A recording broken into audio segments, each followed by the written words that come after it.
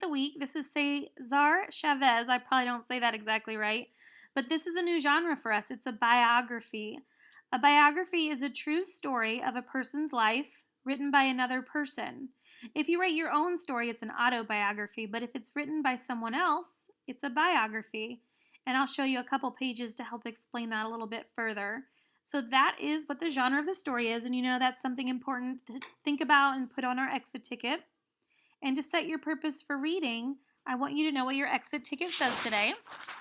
It says, how do Cezar Chavez's actions make him a hero? We're going to go back in the story to find text evidence and put in our page numbers. So I'm going to go ahead and let this read to you, and then we'll look at a couple pages at the back that explain more about what we're going to do this week. Genre: Biography. Cezar Chavez. Who are your heroes? For many farm workers, Cezar Chavez is a hero. He is the brave man who spent his life helping them. Childhood. Cezar Chavez was born in Arizona. His parents taught him about learning, hard work, and respect. Cezar worked on the family farm as a young boy. He helped care for the farm animals. His mother and grandmother taught Cezar about caring. Many people came to their door asking for food, and his kind family always shared. Cezar had a strong interest in education. This desire to learn was sometimes hard on him. Spanish was his first language, but he needed to learn and study English. At school, he was punished for speaking Spanish. His mother taught Cezar to find peaceful ways to solve problems. These lessons helped him succeed later in life. He would win struggles without fighting. Hard times. When Cezar was 10, it did not rain for a long time. This drought caused the plants on the farm to die.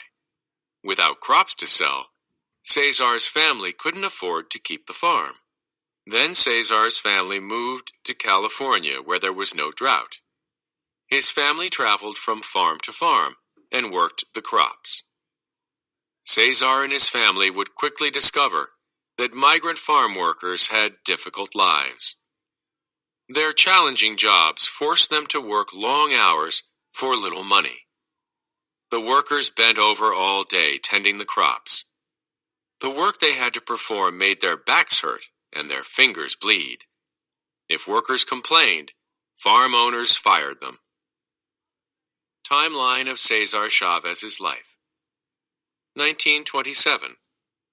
Cezar is born on March 21st. 1937. Chavez family moves to California. 1942. Cezar finishes 8th grade, begins full-time farm work. 1962. Started National Farm Workers Association. 1965. He convinces the workers to have a strike. 1991. Cezar gives speeches about treating workers fairly. 1993. Cezar helped farm workers until he dies on April 23rd. 1994. He wins the U.S. Medal of Freedom. All right, friends, I want you to pay close attention to this timeline. A timeline is often used in stories, especially biographies, to help understand a person's life and their order of events in their life.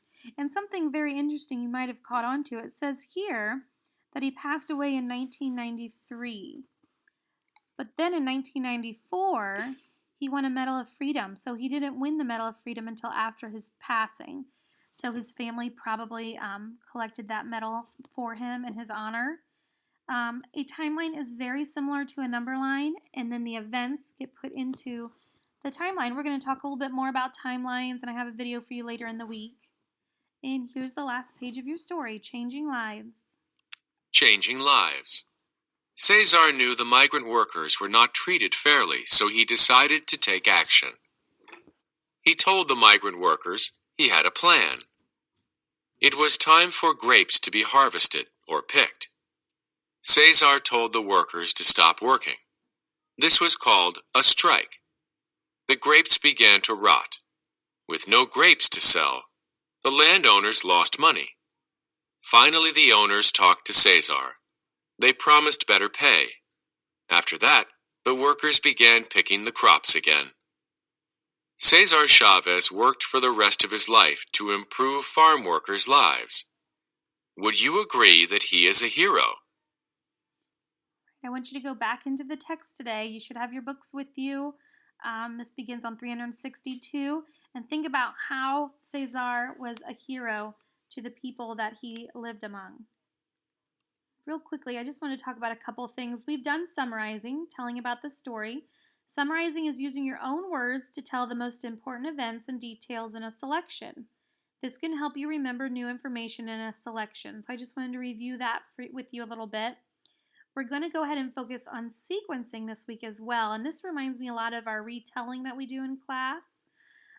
Just think about how the events happened in order. It will really help when you're retelling to think about the order and using words like first, next, then, and last. The sequence tells the order of ideas in a selection. We can use the words first, next, then, and last to tell the order of what happens.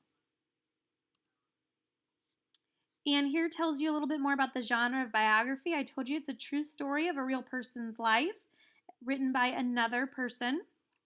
And a little later this week, we're going to talk about synonyms. Remember, synonyms mean same thing. Antonym are opposite words. So that's just some quick, just a quick look at what we're going to be focusing on this week.